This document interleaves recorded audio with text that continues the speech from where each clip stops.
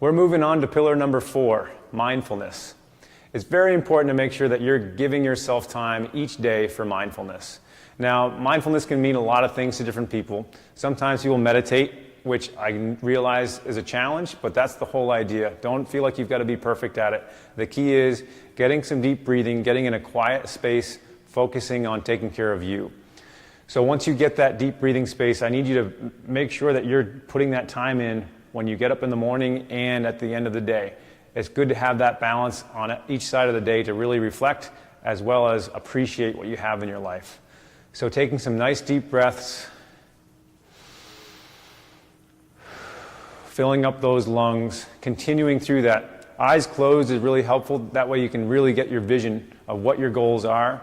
Envisioning those goals is a really important piece to this puzzle, because your subconscious and conscious mind don't always know the difference of what's happening. So if you can get that reality to be there quicker, your body is going to react to that. We need that body and mind connection. That mindfulness is going to help you each day connect and get closer and closer to those goals.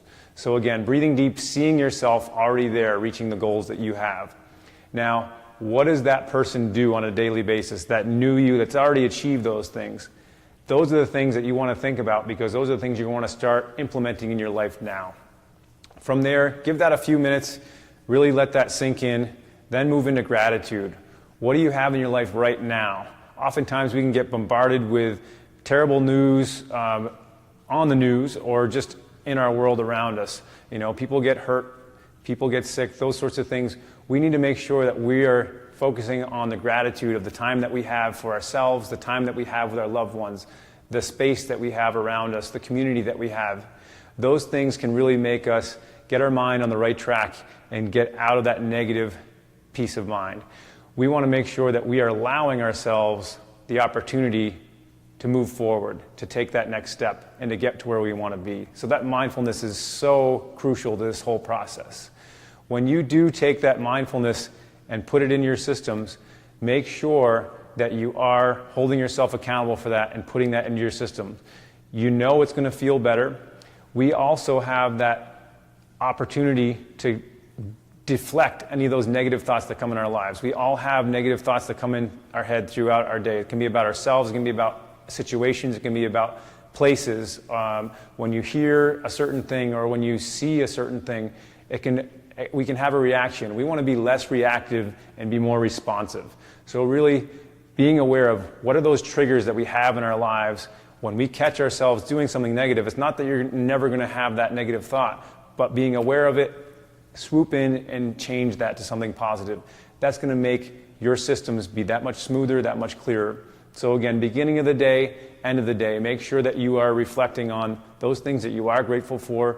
Envision those goals that you know you've got and you know you want to have and you know you're going to get to. And then making sure that you are setting some daily goals so that you are being aware of, okay, I've got some things, I got a checklist that I got to get to today.